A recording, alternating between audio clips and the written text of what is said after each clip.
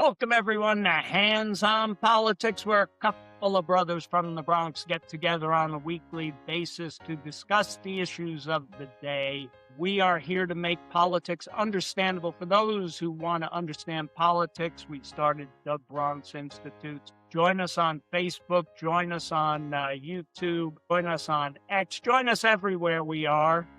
We are here. This is episode 91. Ken, back in the home studio after a month of traveling down south, Virginia area. It's good to be back in the studio where I actually have an internet connection. And as Murphy's Law states, I'm not going to say, who knows? I don't want to talk too much about the internet connection because you know what happens if you talk too much about it. So how are you, Ken? I know you had Cameron filling in for me last week. You threw a little sports in there. It's good to have a new perspective, especially a young perspective on occasion. What were some highlights that you enjoyed last week with Cameron and talking to him?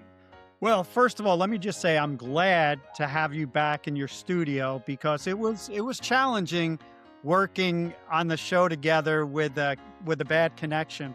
But I was thankful that Cameron was able to join me last week. I just really enjoy talking to him.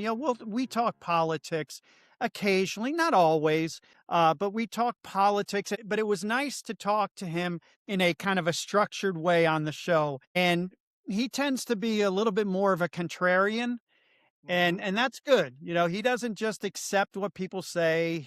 He really wants to prove it out. And he makes me he forces me to explain my positions to him. I can't just say something and he accepts and I have to kind of explain it, which is fine. Yeah, that's good. It hones in your argument. Taylor's very similar.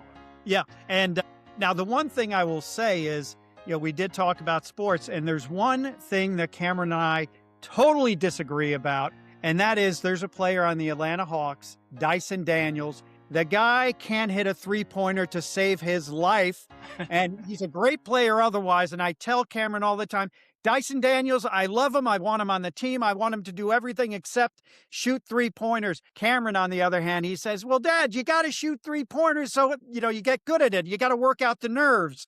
That type of thing. I'm like, Cam, you do that during practice. Yeah. But I love talking to him. I love talking to him about sports. I love talking to him about politics. And I love having him fill in when you're not available. But I really enjoy talking to you. And there's a lot of issues out there, Rich, that I want to get your perspective on because we have not been able to talk as much as we typically do over the last few weeks. So I'm glad to be on the show with you again. Good to be back. And yeah, I wasn't sure what we'd be talking about today with the deadline last night and, the so-called two-path or whatever they're calling the two-path ceasefire or whatever they're calling it, based on, I guess the Pakistani prime minister threw something out there and they're talking to the president has mentioned this a number of times, Ken. They're talking to a different regime, and he's saying there's been a slight regime change, and I'm not quite sure what that means. So I think we need a little more clarity on that if the president can provide it, because I'm confused. Because every time we say something, Iran comes out with an alternative message, and it's not conducive to moving things forward in the way we want them to go, especially with the markets. The markets, they're up this morning, but, they're so wishy-washy that, we need some solidification of, is the Strait open? And from what I understand, it is, but the Iranians are saying, no, we're not opening that up. So I don't understand completely what's going on there, Ken, but I guess we're going to ceasefire for a little bit anyway. And I think that's good news for the Iranian people, not such good news for the mullahs, but it's good news for the Iranian people that we're not going to take out some of their infrastructure And I think that's a good thing for them. Although I do want to discuss and get your opinion on this. The left was jumping up and down based on war crimes, and let's invoke the 25th Amendment, and let's. They're nuts, and they are absolutely nuts. Of course, infrastructure is part of the war effort. But what are your thoughts on that, Ken? What are your thoughts on what's going on, the so-called peace deal and what's happening right now? Well, let me just touch on what you just mentioned, and that's the Democrats on the warpath claiming that Donald Trump at least was going to get involved in war crimes if he blew up a few bridges, which to me is absurd because obviously bridges are necessary to blow them up. I mean, you watch a movie from the 1960s, 1970s, The Bridge Over the River Kwai. Yeah, That's what you do in war. You blow up absolutely. bridges. There's Yep. absolutely nothing wrong with that. But yeah, the Democratic Party, they have lost their minds. They're talking about war crimes. They're talking about Donald Trump being an unhinged lunatic. They want to break out the 25th Amendment. And I don't know how to explain it other than the Democratic Party, as we've said many times, is not the party of your grandparents, of your aunts, your uncles, etc. And I think that the Democratic leadership has to respond to the leftist radicals that are in their party that despise Donald Trump.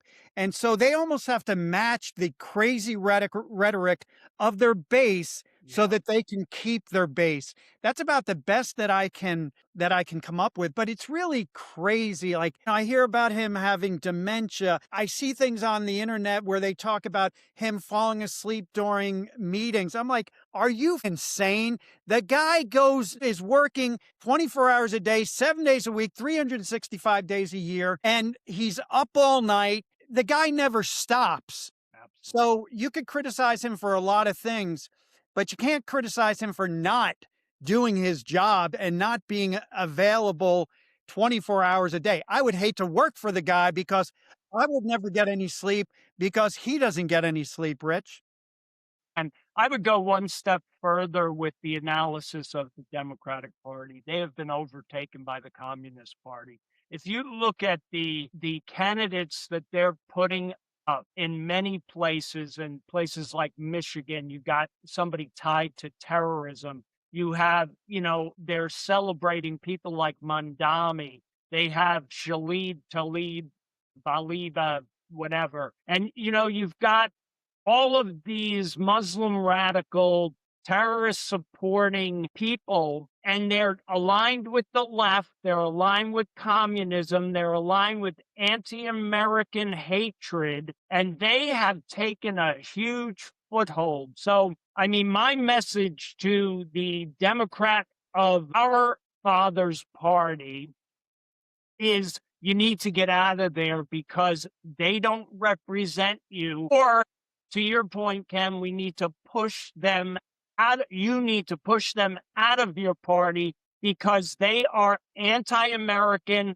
They are rooting for our military to fail. During that whole successful, wonderful, brave mission to recoup the second airmen, they were hoping and they were like waiting. They wanted so bad for our military to fail. And all they could say was we had to blow up a couple of planes that were left behind. And that was it worth the cost? One guy for uh, 10 million, 20 million, $40 million worth of equipment. Well, all I'll say is Afghanistan to you bunch of morons is you guys are rooting against American values, American military, and everything that America stands for, trying to bring peace to the world, dealing with these nuts in Tehran, these radical mullahs. You have lost that party, and you either have to push them out or get out so that they don't win any more elections because they are dangerous to the foundational principles of this country. Absolutely. And up on the screen right now, I have a little summary of what we did in order to get those two pilots back, in particular, the one pilot. But Yep, if you contrast what Donald Trump did to what Clinton did in Somalia, what Obama did, and what Hillary Clinton did in Benghazi, and the debacle, the withdrawal from Afghanistan, that just shows you all you need to know. We are not the same, Rich. And I'll nope, tell you what, if you were in a war, if you were in the military, who would you want to be your president? Who do you like? There's one person on that list of four that would do everything in his power to get you back home. And there's yep. three people who couldn't give a crap about you. If it hurt them in the poll one iota, those people would leave you out to dry in a second, Rich. Yep, absolutely. You know, that Afghanistan especially was so, they had orders, they had to call in whether or not to go after that bomber that had that flak jacket on. They knew, they saw him, but they had to get permission to strike. Do you think Trump would never? It's like you do what you're supposed to do. You're trained to do what you do. There was no top-down control mechanism. It was you're on the front line, you do what's right, and we would have had if Trump we would have never had the same type of, situation in Afghanistan. He wouldn't have left. He would have kept, the Air Force base there. But, yeah, Ken, to your point, Donald Trump cares about every American, and he is there. He supports the military 100%. And the left, they cannot even celebrate the success of these brave soldiers that train every single day for missions like this to keep us safe. And Iran has shown the world that this military is not to be taken lightly. They do what they need to do. They basically went into Iran, controlled it with special forces, helicopters, diversion campaign, and they kept all of those enemies away from our soldier, took them out, took some enemy fire, lost some equipment, but they got their mission done. And God bless those guys that do that. You think of the bravery that it takes. I mean, for the parents of those men and women that go and do that kind of thing, God bless you, and you must be so proud. And for those that we've lost, God bless you. I hope you're still proud, and we mourn with you because you don't want to lose anybody. But with this commander in chief, he gives them the power to do what they need to do, and he lets them execute according to their plan.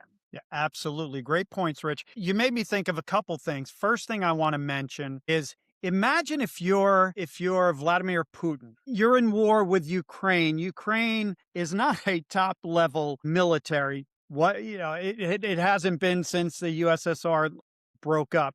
But they have like 40 million people in the country. Iran has 93 million people. Iran has about 600,000 people in the military. Ukraine has about 700,000 because they're engaged in a war. But just imagine you're Putin and you're in this 4-year quagmire with Ukraine. And then you look at what the United States is doing to a top military. Iran was considered one of the top 10 militaries in the world, and we're just taking them apart like we're taking candy from a baby. So that's just one point I wanted to make. Vladimir Putin, even though he probably wouldn't admit it, I'm sure his military personnel or his military leaders are like, oh my gosh, we do not want to mess with these people, especially when we see what the United States does to the leadership of military. Absolutely. Yep. But the other thing, and it's on the screen, Rich, that this goes to the point of we are not the same. And I want to just touch on the Obama Iran nuclear deal. Now, this goes back to, I guess it's 2016, somewhere around there, right before Obama left office. And keep in mind, Iran has been considered the number one sponsor of terrorism by Republican administrations and Democratic administrations. But Obama, for some reason, wanted to negotiate a nuclear deal with them. And so they did. And what they did is they said in exchange for Iran not developing nuclear weapons, we are going to lift your economic sanctions. We gave them 1.7 billion with a B dollars in cash on pallets. We also released about 100 to 150 billion dollars that was frozen in the banks. And the reason we had all this money frozen is because they're the number one supporter of terrorism in the world. Well, Obama negotiated an agreement where Iran got all this money. They got to keep stockpiles of uranium. They got to keep the technology to enrich the uranium. They got to keep a lot of centrifuges. And the inspections that were going to take place could only be done if Iran allowed them. Like if somebody wanted to inspect a place, they'd be able to say no. So it really kind of begs the question for Obama to do such a sweetheart deal with such an evil regime. Makes you wonder, why in the world would they do that? And the only conclusion I can come to is that the Democrats are so anti-Israel, anti-American. They look at America just like Iran looks at America as being the great Satan, and they look at Israel as being the little Satan. And there's so many people in the Democratic Party, like Ilhan Omar. These people hate the United States. They hate Absolutely. Israel. And so I just wanted to throw that out there and see if you have any comments about just what the Democrats and their stance on this war here, Rich. Every time they go back to this deal, Ken, they say, oh, Obama had this all locked up. What we found is they were on their way. They were a couple of weeks away from a nuclear weapon. So that deal had nothing to do with stopping Iran. All it had to do was, all it was a little bit of a cover for the people who support the mullahs.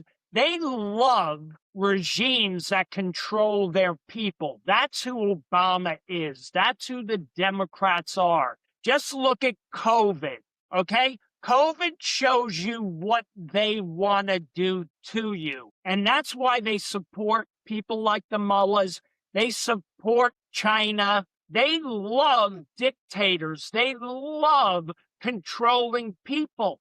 They hate American exceptionalism, which is individual freedom against minority rights against the group.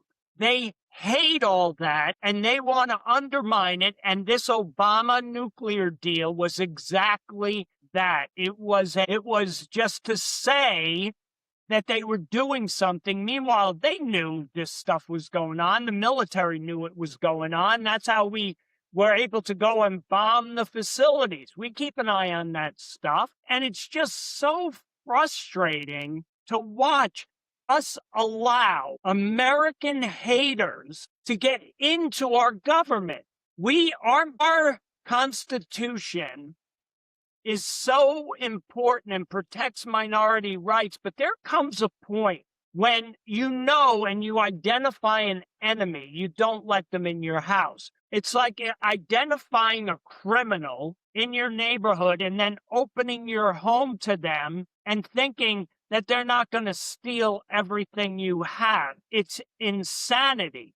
So we need to start looking at what these people say and taking it for its worth. What they say is what they believe. So if they want to end capitalism, that's an enemy of our state. If they want to, allow illegals into this country without a process, that's against everything that we value. There's no sovereignty there. These people have to be stopped before they get into the government. They're like a cancer. These people are cancerous.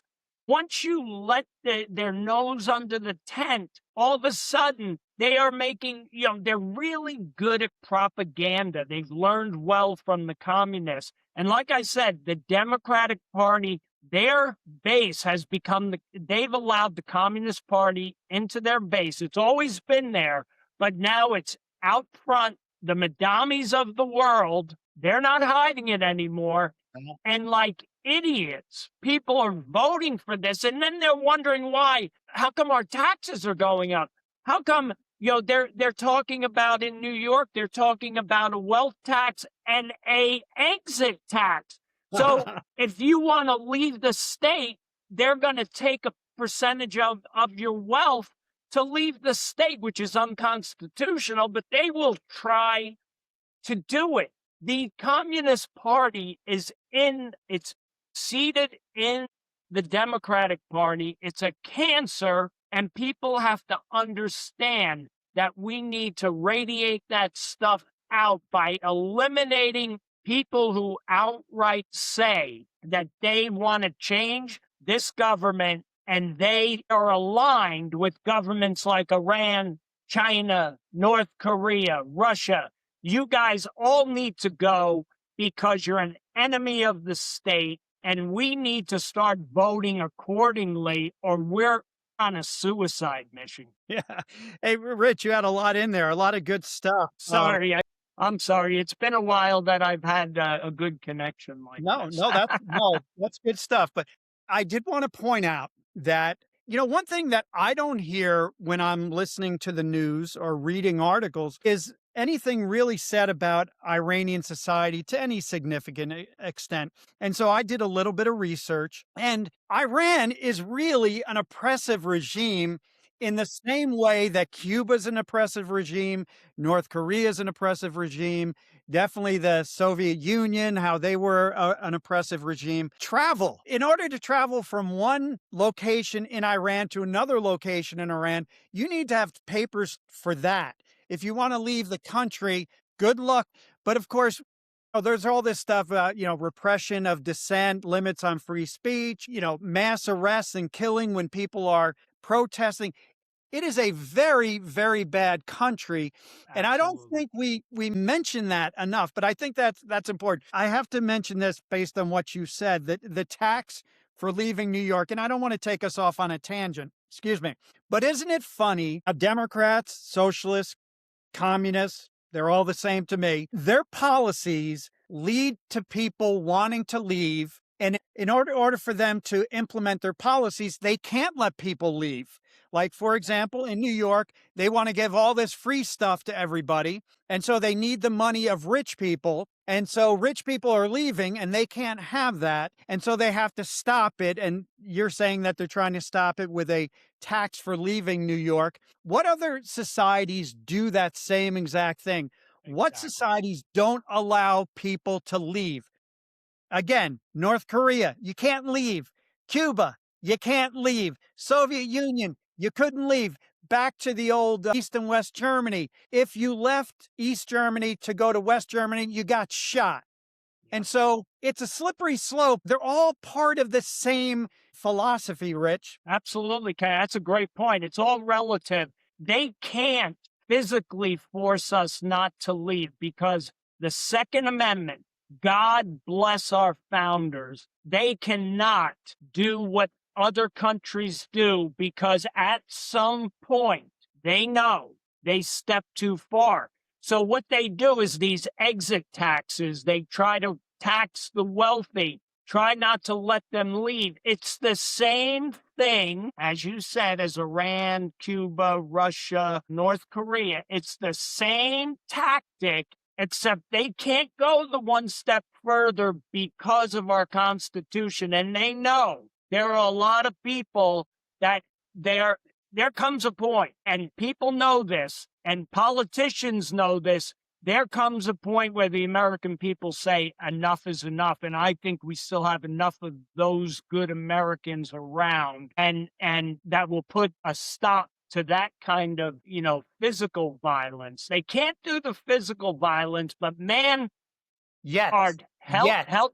Yeah, exactly. And they're all, that's why they're gung-ho about trying to restrict the Second Amendment, because that is the one thing that stands in their way, their fear that could set off a true civil war, because we're in a civil war. There's no doubt we're in a civil war. And the left is the Communist Party is in the Democratic Party, and they want to control everything we do, everything you do. All you have to do, like I said, is go back to COVID. They are power hungry, dangerous people that hate that you can make a choice. They hate That's your right. ability to get out of their grasp, and they want to steal everything from the productive people and give it to their constituents so their constituents can feed their NGOs and their campaign coffers, and they can stay in power and control you. Mhm. That's who we're dealing with. So it doesn't matter, Ken, the Georgia election for Marjorie Taylor Greene's special election, the Republican won, but there was a Democrat in there. He was he kept saying, "Oh, I don't align with the Yeah, right. leadership or whatever." And all I said, he's got a D next to his name. He'll be a backbencher. And no matter what he says in his campaign, his D matters in the national arena because that has the potential to put the Democrats in charge. And who's running the Democratic Party? The communists, not the moderates like he supposedly was, which was garbage. Yeah, yeah. They're the wolves in sheep's clothing, Ken. I'll let you step in there. Well, I want to pick up on your point about COVID because we're talking about the tendency of Democrats, liberals, leftists, progressives, whatever you want to call them. They have a tendency to go toward totalitarian and forcing you to Absolutely. do things. And we saw this firsthand during COVID, just like you mentioned. You think about the First Amendment, freedom of speech, freedom of the press, freedom of assembly, freedom of religion. Every single one of those, the Democrats destroyed the First Amendment during Absolutely. COVID. You couldn't go to churches. You couldn't assemble unless you were protesting in the streets for BLM. Then you could do it. Right. But speech, they shut down speech on social media.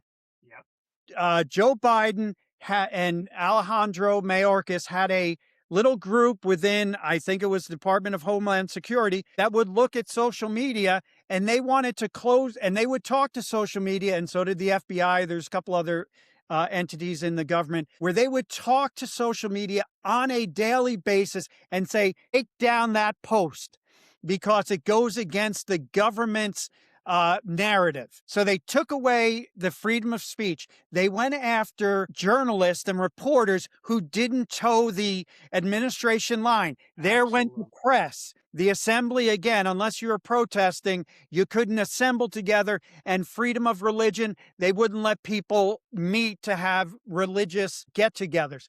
That's in addition to not being able to have weddings, not being able to have funerals, not being able to have graduation, so many things that, and different states did it to different levels. But, you take New York State was incredibly oppressive. And so Absolutely. we got to see exactly what Democrats do when they're put in power and they're given the ability to limit people's freedoms, Rich. So that's the one thing I wanted to take from you know what you were talking about there, because that really bothers me. And it bothers me that people seem to have forgotten it. I mean, Yeah. this is a Absolutely. terrible, terrible political party now, Rich. Yeah, no, absolutely. The only thing that is positive that came out of COVID is a lot of people's eyes were opened up because every time I see like it's gone now, but they started the narrative that there was another COVID variant of some kind. And every time I saw that posted, put the laugh emoji, and I was one of tens of thousands of people who put yeah, BS emoji. And I would look at the comments and they're like, never again. We will not be fooled by that again. And it was a shame on us for complying with any of what the government says. We need to stand up. This is the biggest thing that our kids have not been taught and that the propaganda, the left always pushes. Our politicians work for us. And if we don't like what they're doing, we can have them removed. That's what our government is all about. That's what the Constitution is about: individual liberty, and the government reports to us. And COVID was upside down, and I was jumping up and down that whole time, Ken. And it was they leverage people's jobs to Yes. get people to vax, to do things. How many military people were let go that, thank God, Donald Trump brought back? They basically they held all of these things that Americans need to live, their economy. They held that against them. They leveraged that to make people do things. And it was we should have just said, whoa, and just had a massive protest and walked out and said, no, you're not. You're not doing it. I ain't wearing a mask. I don't have to get vaxxed. I'm healthy. You're full of crap. It's the damn flu. And we're not listening to you anymore. And I think because of what happened there, we should have done it. But I think now there are enough people that when I saw this variant thing come up, I'm like, oh no. And people are like, here we go. These people are nuts. Here's their attempt at control again. Yeah. I think we're on to them. Most people are. So I think that's a positive that came out of it. But to your big point, Ken, overall point is they are totalitarian at heart. They hate freedom. They hate our government. They hate that they work for you. They don't believe that. They believe we have to abide by what they put in place. So good points, Ken. Yeah. Now, I know we're getting a little bit off topic here, but We're going everywhere today, Ken. hey, that's how we Sorry. always do. But here's you brought up something else that I'd like to talk about a little bit, and it goes back to my son Cameron. And I think this is a lot of young people. They're like, yeah, Republicans and Democrats, they're not really that different. And granted, listen, I know that politicians are politicians and they want to get elected, and I understand that. But there is a dramatic difference between Republicans and Democrats, between conservatives and liberals. And I wrote down a couple things that, let me see if I can find it. Where is it? I don't know where it is. Oh, here it is. And I want you to correct me if I'm wrong or add to it if you think I'm right. Republicans, we don't protest.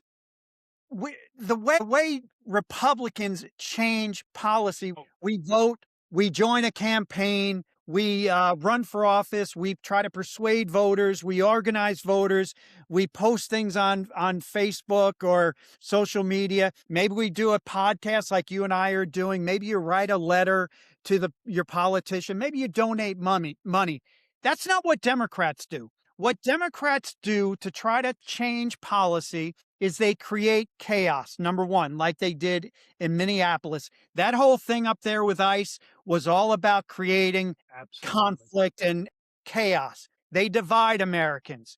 Rich, they look at men and women, rich and poor, black, white, straight and gay, all of these things. And here's the thing. I know women and men were different.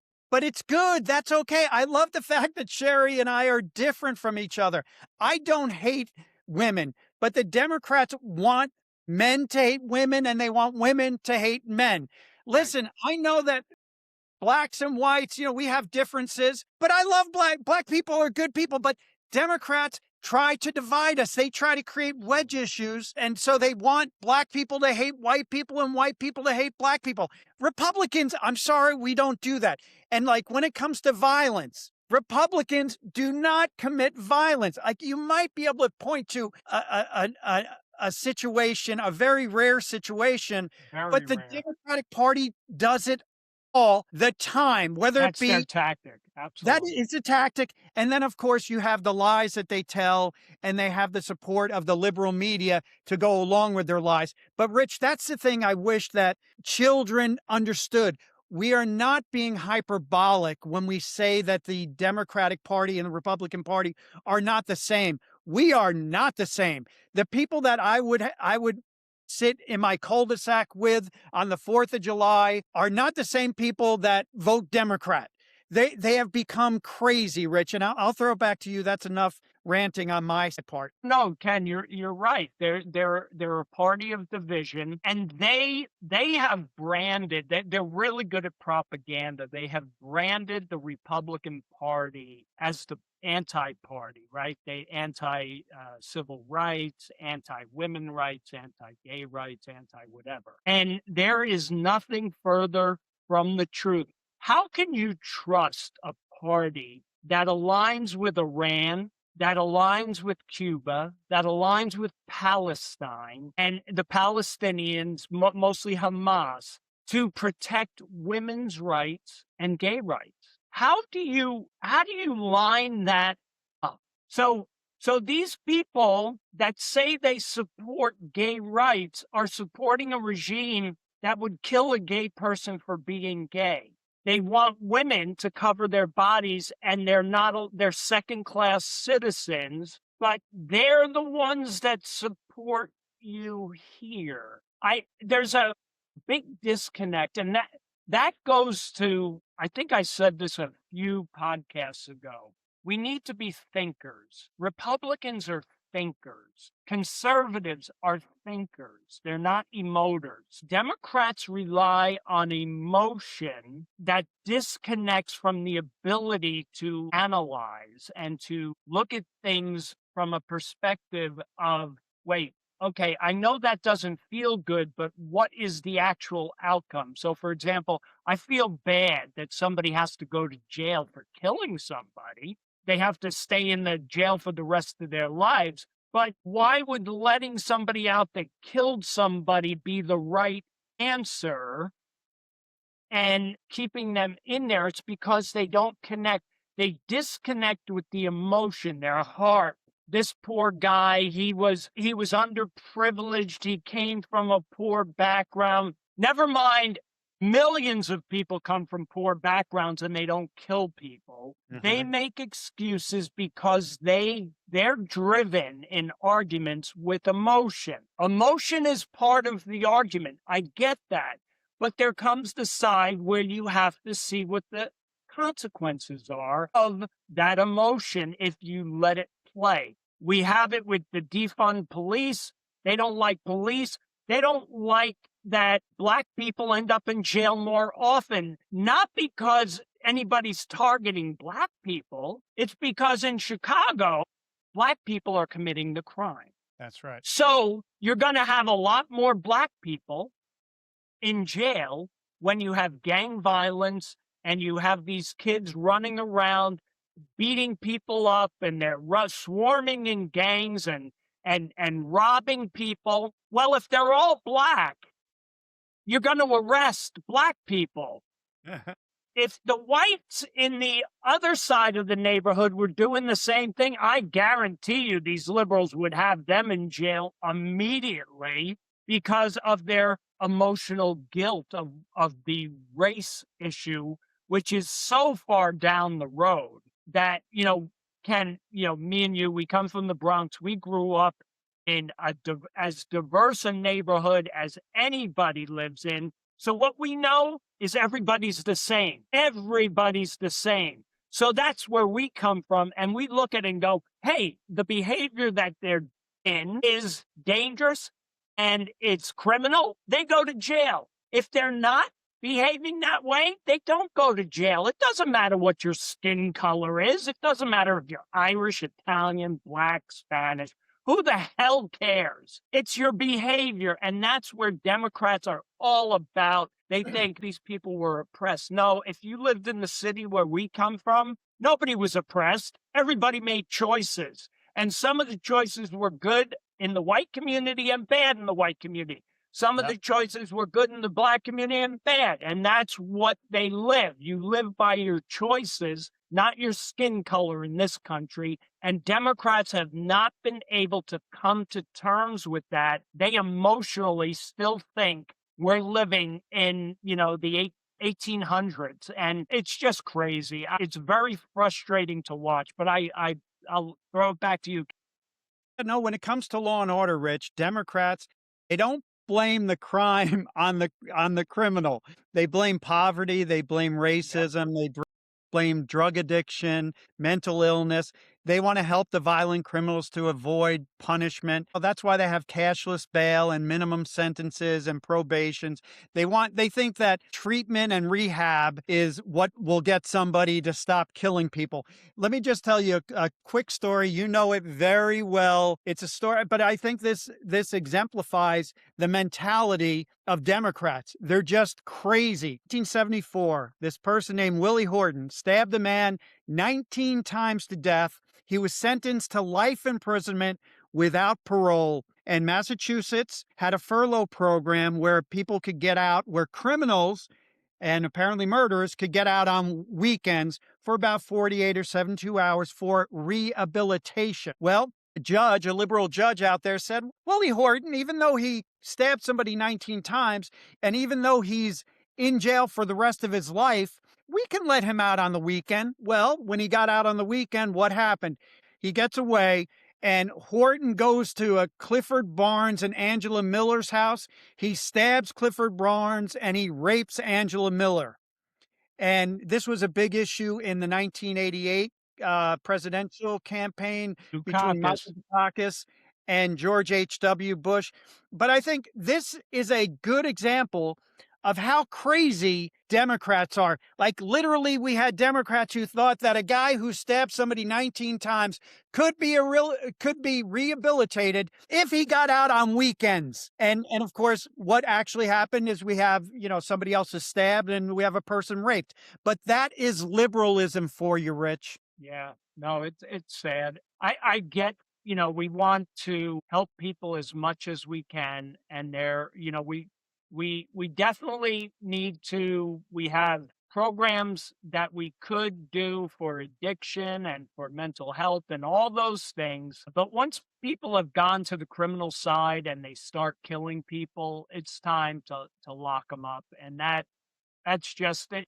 Rehabilitation is a pipe dream for many. Are there some exceptions? Absolutely. And can President Trump actually has a consultant for pardons. And I don't know if you've ever seen her speak. She's a black woman. And President Trump, he wants to focus on if somebody in the black community or any community, but particularly in the black community, if they were put in jail for something like possession of marijuana and it was for their own use and they got severe penalties that were out of balance with what a white person might have got, he actually is one of the only presidents I've known that has done this. She is focused on giving him information on that community. So she's tied to the community and she looks at these cases and she brings forward to him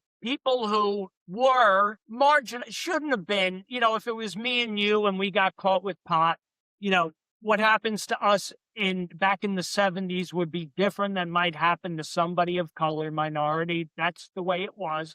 But the president, the one they hate so much, has a person just for that because he feels for those people. He does not like injustice. He does not want people like that stuck behind bars because of an injustice of the way the system was at the time. He's not asking for murderers and rapists to get out. He's looking at people that were put in for things that, now are just like they're marginal when it comes to what's happening. But I just wanted to point that out because he never gets credit for that kind of stuff. He was so popular in New York with the black community because of his association with boxing. What was his? Do you remember the boxing promoter? Don King. Don Don King with the King. crazy hair. Yeah. Absolutely. The Black community loved him, and he was a big supporter, donator. He was a sports guy just like he is now with the MMA and all that other stuff until he became a politician.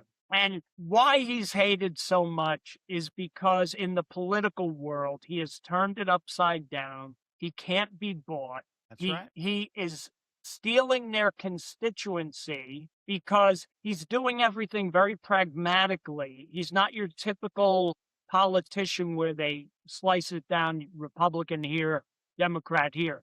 He's a union guy, right? He's a fair guy, and so he doesn't get the kudos that he should from the media. And I just wanted to point that out, that when it comes to protecting minorities, women, there is nobody that fights harder. And, I don't even want to say it, but the Epstein files is just a joke to me. The fact that they kind of hang that over his head is ridiculous because they take pictures from when, do you remember he used to do the The Miss Mississippi America hate. pageants? Yeah. And so, it's so typical of Democrats. They hate a guy that's kind of destroying the power of the politician. Yeah. No, great points. We could go on so many different riffs I know. because Yeah, I know. I'd love to talk a little bit about Epstein. I'd like to talk about Donald Trump's No, personality. yeah, no, Epstein, you can throw out the window. I hate that. Yeah, go get the people who were the scumbags. President Trump isn't one of them. Yeah. I see you have the United Nations up there. Yeah, I do want to I want to talk about the future of the United Nations, and specifically the fact that during this military operation over there in Iran, we're not getting any support from NATO. So I just want to kind of set this up, and I want to get your opinion on where do you think NATO is going? Where should it go? Number one, we know that many of the allies in NATO they fall short of their 2%. Trump has pressured them to go up to 5%, and there have been some countries that have gone up, and that's a good thing. But the U.S. covers the majority of NATO and NATO costs and the war costs. The U.S. has defended Europe since 1949 when NATO was created. Europe doesn't defend the U.S. The U.S. provides most troops, most combat power. UK restricted U.S. operations Yep. to defensive use only. So the UK was like, well, you can use this island that we have, Diego Garcia, but only for defensive purposes. You can't use it for offensive purposes. And then we talked to them about maybe using some mine-sweeping ships, and the UK said, no, not going to do that.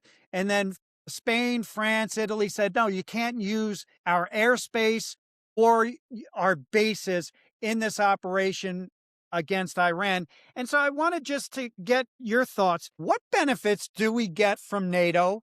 And is the investment worth the return that we're getting from them, Rich? It really isn't. From a taxpayer perspective, we get no benefit from it. The Western civilization is already under attack you've got France and England have such huge Islamic populations that they're going to get taken over internally, and there won't be a shot fired, and we're going to see the demise of Western civilization there if they continue to go on the path. And I think partly why they didn't want to get involved with Iran was because they have such internal political pressure to not go after a Muslim country or the Muslim mullahs that run that country, that overrode the relationship with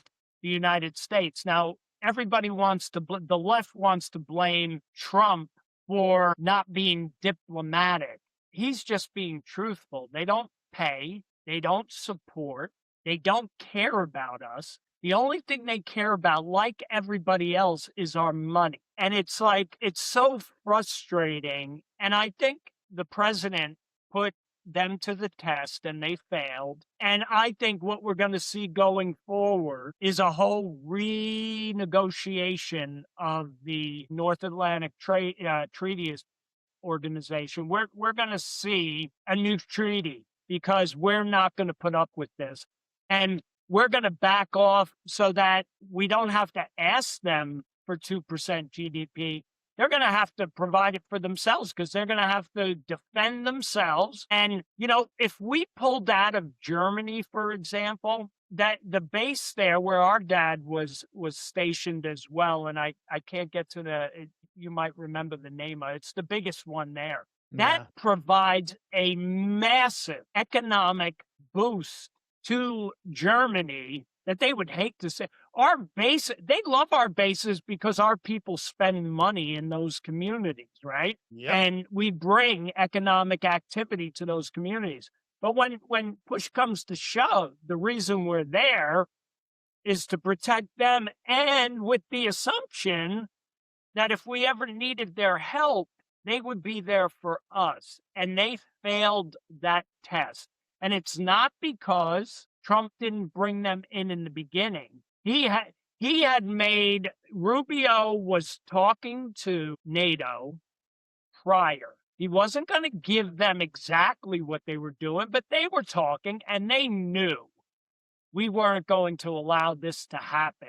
So they're using it as, you know, Trump didn't go through the normal State Department channels that, prior Yeah. presidents, he just doesn't have the gravitas that Obama has.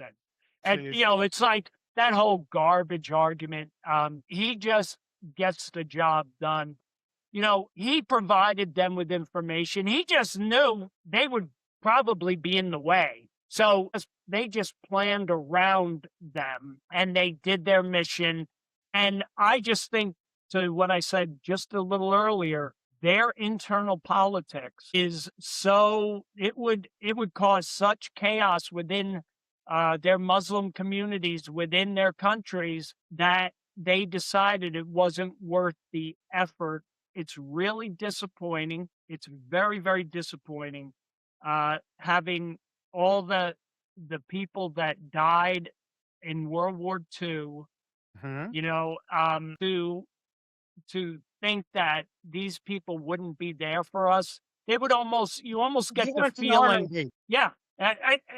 We were to Normandy 2 years ago, and those people love Americans there because they know what it means. But France overall does not. But it's disappointing that, and you almost feel like if something were to happen to the United States, that they would almost be like, good for them, they deserve it. You get that feeling, and unfortunately I think that's just the way it is. I don't think we have a long future with NATO, and not while Trump's there, and that's why we got to keep Democrats out of power.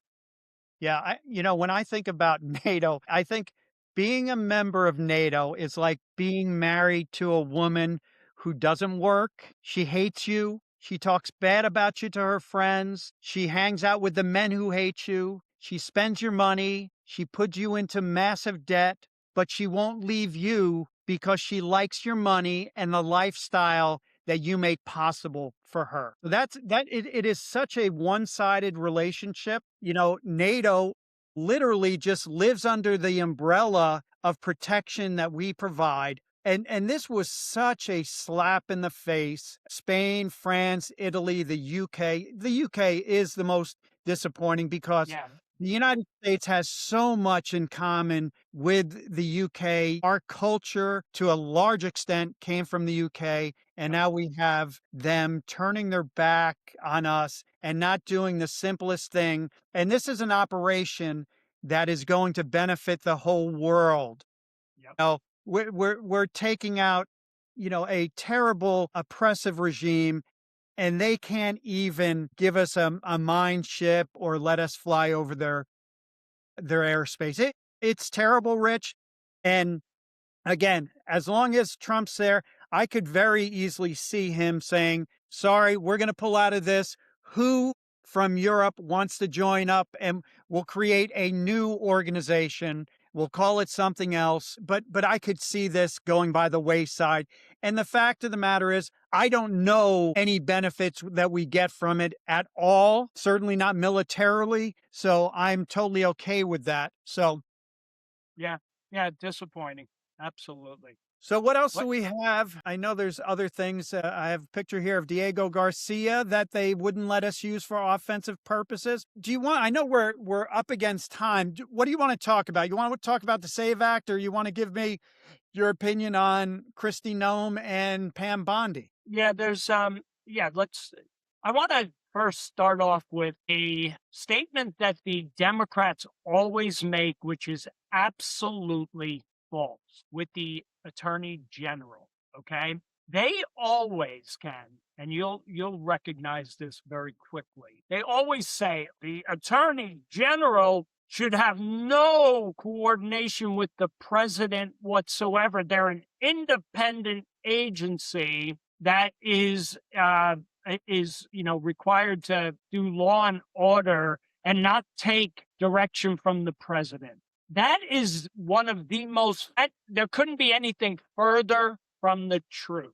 The Constitution says nothing about the attorney general being separate from the president.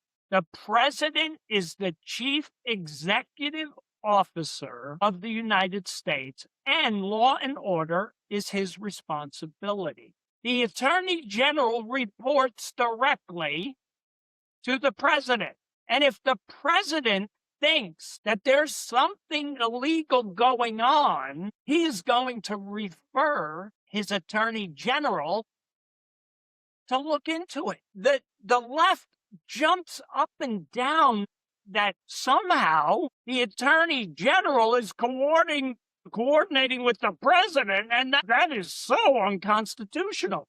And it's like, That's crazy. Where did that come from, first of all? But it's your gaslighting. It's because CNN will say it, MSNBC, and then people who don't read the Constitution and are only casual observers believe it. And it's like the president, everybody in the executive branch reports to the president. He oversees it. He's the one that drives the agenda. And it's like, it drives me crazy when they do that. So I just wanted to start with that. Pam Bondi, I'm not sad to see her go. I think she's a nice woman. I don't think she has the drive that an attorney general up against the deep state that is in DC. I don't think she has the veracity to go in deep enough. So I'm glad I have no issue. I'm not glad. I'm kind of neutral on it. Christy Nome's kind of a strange character. I've liked her, but I don't like, she's weird. So I have no issue. I think Mark Wayne Mullen will do a good job there. Christy was, doing a lot of stuff that made Christy look good. I think Christy's a bit of a narcissist. So I'm not sad to see her go, but the left is trying to say that, see, Trump hates women. And it's Is like, that insane? That yeah, I is know it's so not. insane. He nominates, or he puts women in positions of power, and now he's criticized when he decides that some of them have to be replaced. That is insane to me. Yeah. And his chief of staff is still a woman. And he's got a lot of great women in government that aligned with him. And so that's insane. But the big thing for me was this whole instance of the attorney general. He's using the attorney general to go after his political enemies. Well, his political enemies were trying to put him in jail with false accusations, and those people need to be held accountable. That's right. So you can call it what you want. I'll call it accountability. You call it retribution, but those people need to go because they were criminally going after a ex-president and then a candidate to become president again. They were using false information to go after him. They should all be fired, every one of them. I think Todd, the acting attorney general, was asked the question, You've been firing people that were on the cases of President Trump, and he said, absolutely. You don't keep employees that are trying to work against the boss, do you? And it was like so obvious. They tried to like, aha. And it's like, you don't even have an argument here. Do you listen to what you've said right there? I mean, That's it's just insane. Yeah. No, like you, I was pretty much indifferent to either one of them. Neither one of them were superstars. They're Yeah. not perfect. I thought they did some good things, some things that I didn't like. So, for example, Bondi, I wish that there were a lot more people indicted for Yes. like Russia collusion, lawfare against Trump, whoever was involved in that. The January 6th people who were left in prison for a long and an extended period of time, I had a problem with that. So, there's some things that I wish she did more of. But the one thing I really didn't like is when she went to a congressional hearing and she just sounded like a raving banshee. She was just "Ah, ah," and I didn't like that. Yeah. But again, I was not anti Bondi by any means. Now, when it comes to Nome, I did think that she focused a little bit too much on her political aspirations in the future. The picture on the horse, maybe a little bit too much. Yeah.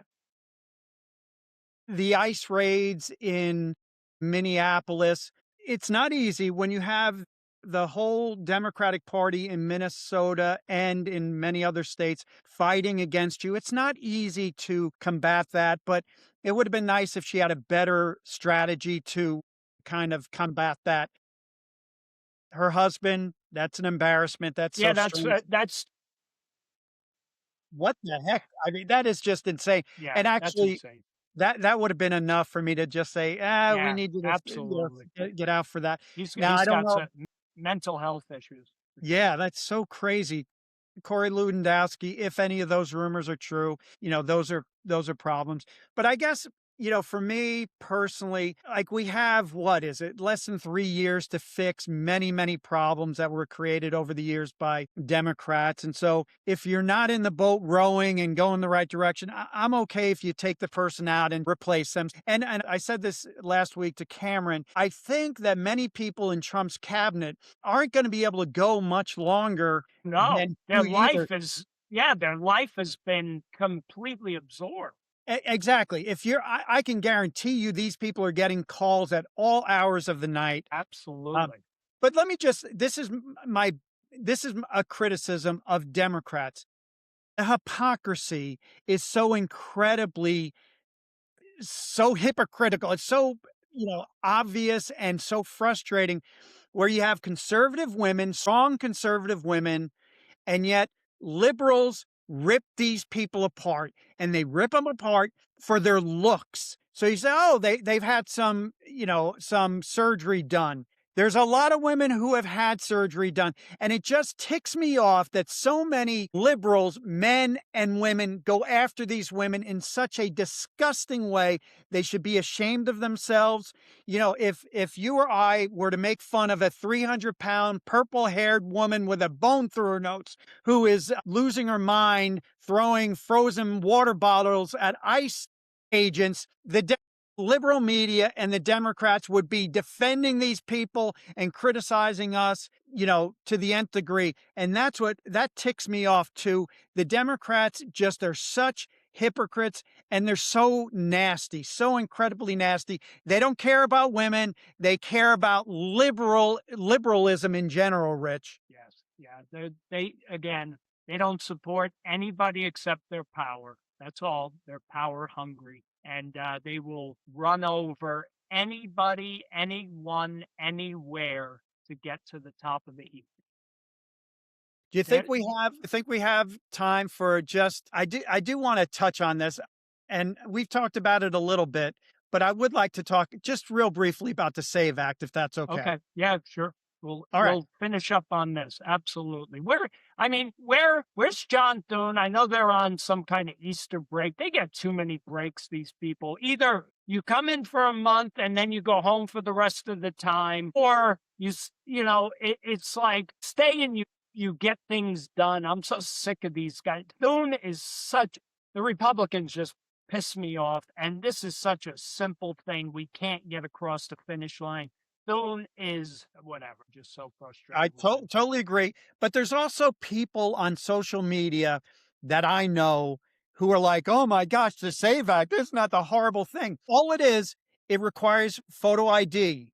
Yep. You have to, when you register, you have to show proof of citizenship, and then states need to keep their voter rolls clean. You can't have dead people, Right. who have moved, illegals, duplicates, etc. Here's the thing, Rich, and I've heard idiots on social media saying, "Oh, well, if women are not going to be able to vote because you need a birth certificate and you need a marriage certificate."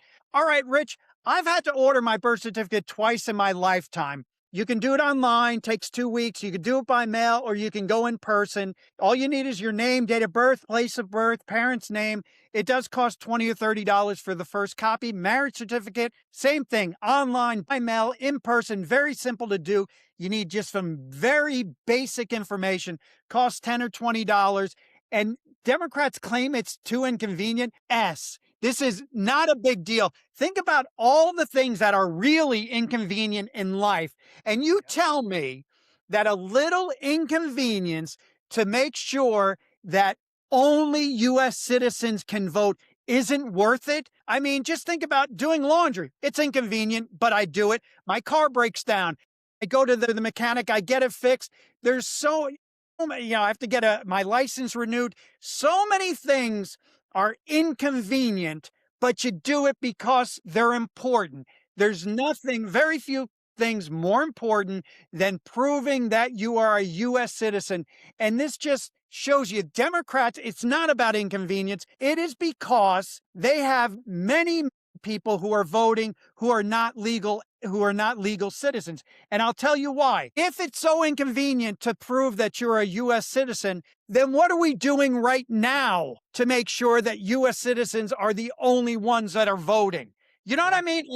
Is that a crazy thought? No, It's because so yeah, difficult to prove it, how do we do it now? yeah, exactly. Here's the thing, Ken. In New York, you can sign up for a voter registration when you go to the DMV, and there's no like, it just becomes no matter what type of license, you just sign up, and then when you go to vote, you don't have to show anything. You say your name, your address, or whatever, and you vote there. And every just does this on purpose. Every time we go to vote, and we vote in everything, off year, local, you name it. I think I may have missed one or two elections in my entire lifetime, and they were incidental type stuff.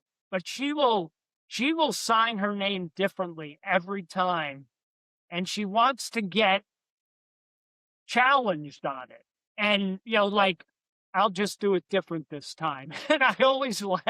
And I'm like, they don't even look at it. They don't really care. And anybody, if you know people's addresses and you know they're not going to vote, or you just go and vote for them anyway, you go early and you vote for everybody. Now it becomes what did they do? But it's so ripe for fraud. Why not just, let's just fix the issue. It seems like a pretty easy issue.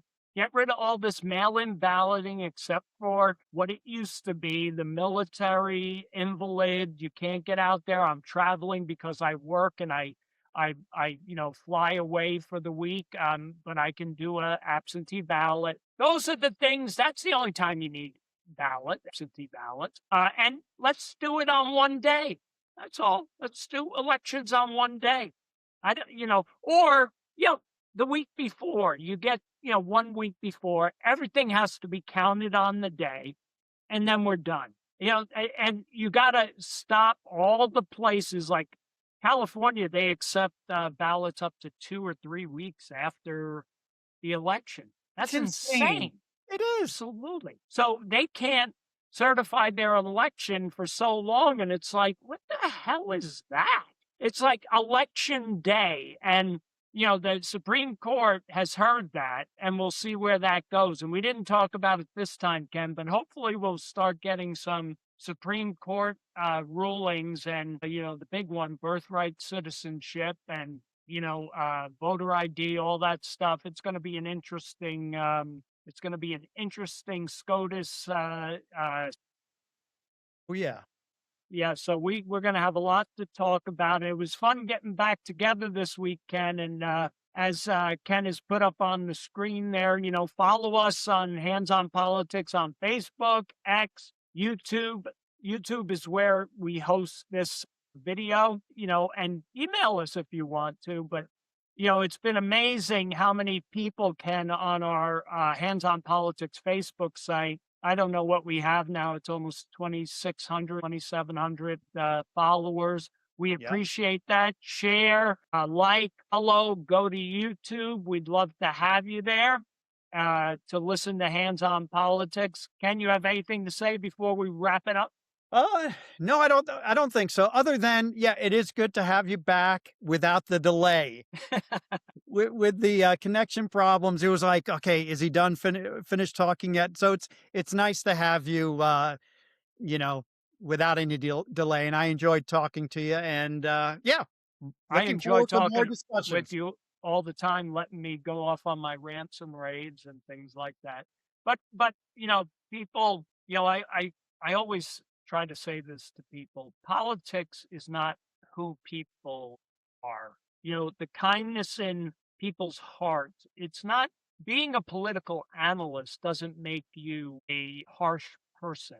You can be the kindest person in the world and be in this business. They are mutually exclusive. Politics is a industry that we report on, and it isn't who we are. We are, if you know Kenny and I, we are as kind as they come, volunteers in many things. We do volunteering. We do many things that are really important in the community. We love all our family who are on different sides of the political spectrum. This is just political analysis. And I just say that, Ken, because as we know, the left really thinks that politics defines who we are as people. We find it very important, but we take every individual on their relationship with us. So we encounter people every day. I'm sure you do, Ken, and we treat them with respect, kindness, and with mutual respect. You respect me, I respect you. And that's what this life's about. Politics can impact so many things in our life, but it doesn't, I'm saying this, Ken, for the people on the left that seem to be the ones that defriend everybody. They're the ones that kind of yell at people on the MAGA people. We're going to get you. We're going to put you in jail when we get power. That's That, right. it's unhealthy. I just want you to know the people on the other side of the aisle, like us, we're good people. We would come there. If you're our neighbor, we're there to help you if you're in need. Your political leaning means nothing to us when it comes to our individual interaction. It's all about mutual respect. So I just wanted to add that, Ken, and I know you feel the same way. Yeah, no, I think it's a great point, Rich. You talk about volunteering. I know you do a lot of volunteer work. When I'm not doing hands-on politics, I'm Ken the art guy where I teach an art class for people with dementia, and we have a great time there. Sherry, my wife, we do sing along with Sherry, where we get together with a bunch of people, again, in a retirement home, and we kind of entertain them. Both Sherry and I volunteer, or not volunteer, we are substitute teachers. So we work with a lot of young people. And so to your point, this is not all what we're about. I find politics interesting. I find talking about politics to be just a lot of fun. And I generally enjoy talking to people who disagree with me more than I enjoy talking to people who agree with me, because it's just a lot more fun to do that.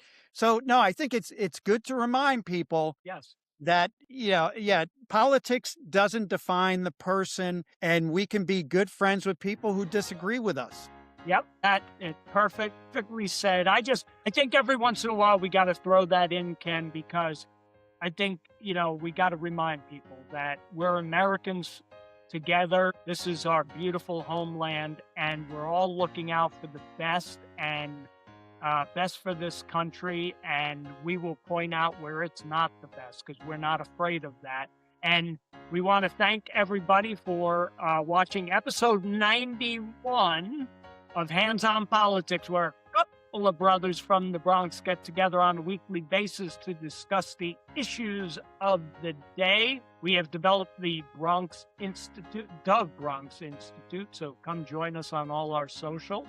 And, we're trying to make politics understandable for those who want to understand politics. We will see you next week, and I'm sure there will be plenty more to talk about. All right, Ken, good Take talking care, with Woods. you. Good Take talking care. to you. Okay. All right. Bye.